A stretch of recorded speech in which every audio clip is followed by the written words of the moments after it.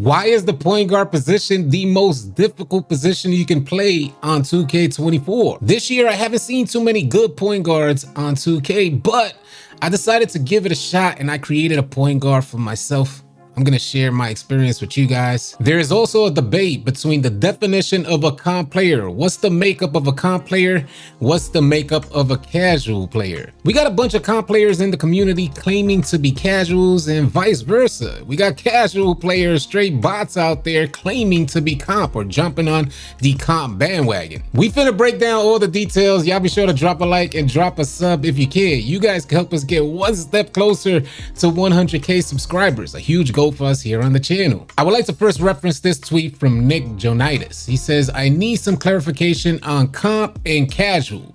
I respect both sides, but where is the line drawn? And that's totally understandable, especially for new folks to 2K. You don't know what defines a comp player versus a casual. And I'm sure a lot of you guys are wondering where you fall, which category you fall into. I would like to reference this underlying post saying comp players, in quotations, equals people who play 2 or less modes of the game and immediately pay to max out their players as high as they can and look for the exploits and constantly use them over and over to achieve wins for rep/prizes. Do you guys agree in that definition for what makes up a comp player? Y'all be sure to sound off in the comments section below. He goes on to describe casuals. Casuals, in quotations, people who play the game for fun because they love basketball, not necessarily 2K, playing all modes of the game for prizes, not win percentages. Is that what we're classifying the two categories of the community?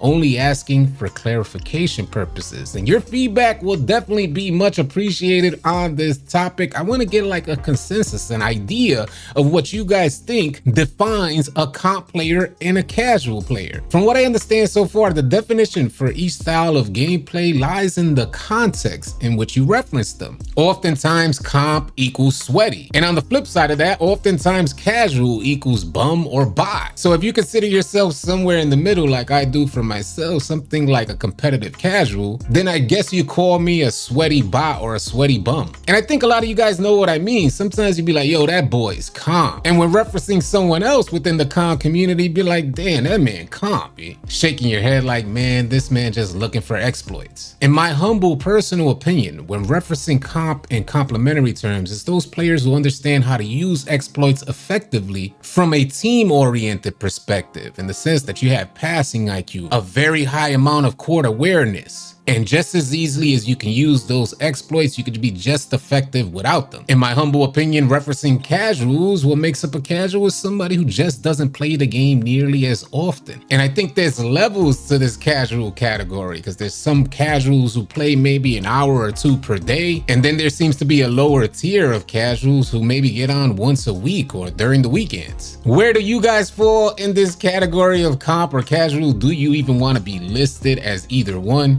Do you guys even care? Sound off in the comment section. Now, we all know in 2K24, post scorers are kind of cheese, man, but from my experience, I don't see too many post scorers out there. As OP as they are, I guess it's just not a popular style of gameplay. What if I told you guys that a whole team defended one post scorer for the game-winning shot, leaving everybody else on the court wide open, one player versus 5, and that post scorer still ended up hitting the game-winning shot? Well, that's exactly what happened in this clip posted from Shakedown by All Defense. Let's load up that clip. Even though we had 1, 2, 3, 4 guys wide open, and 2K called that shot open?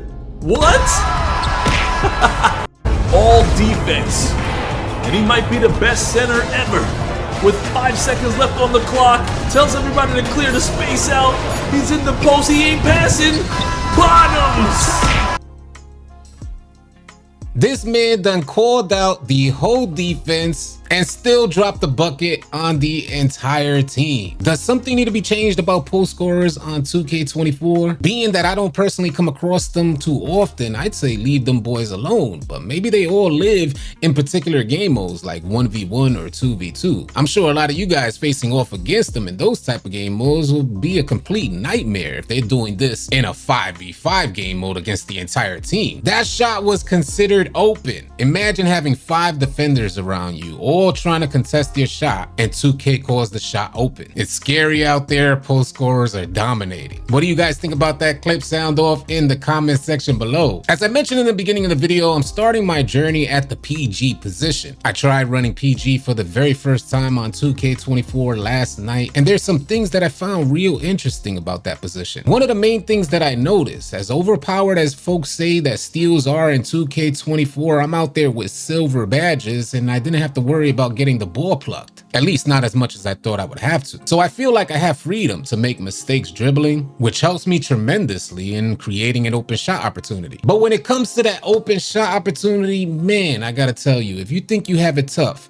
shooting as a spot-up shooter, you guys getting different timings from different positions in the court, it all pales in comparison to the shot timing variations that point guards receive. I noticed that you get a different shot timing off a dribble, so if I trigger like a Jamal Murray, I'm gonna have to hold my shot a lot longer. If I'm trying to shoot out of a catch and shoot situation, I gotta let it go a lot quicker. Felt like it was different timings on different areas of the court, not to mention the variations in timing managing your stamina and how much stamina you have when you go to take that shot. But even considering all these different shot timings, during this initial process, it feels like it makes sense. It feels like as a point guard, I could make the adjustment and meet that learning curve. There's just a feeling, it's not an absolute fact. I'm gonna do some more work and research at this position. One of the biggest takeaways that I got during this initial process is that at the point guard position, you go through like a roller coaster of emotions. When you're dropping buckets, it's ever so satisfying, but it's equally frustrating to miss wide open shots after a kill. Probably the most difficult thing that I noticed at the point guard position is maintaining your composure. I've seen too many point guards out there rely too heavily on their move set, their dribble set, working too hard to create that open shot when they got a whole team in front of them that they're failing to utilize. In 2K24, I believe that to be extremely effective against higher competitive players, you would have to be a shoot first mentality type of point guard. But eventually, playing against elite defense, they're gonna collapse and eliminate that 3-point opportunity. And when they do, that's when you gotta use that passing IQ. It's all a work in progress. I'm not gonna act like I know exactly what I'm talking about. There's just the initial phases.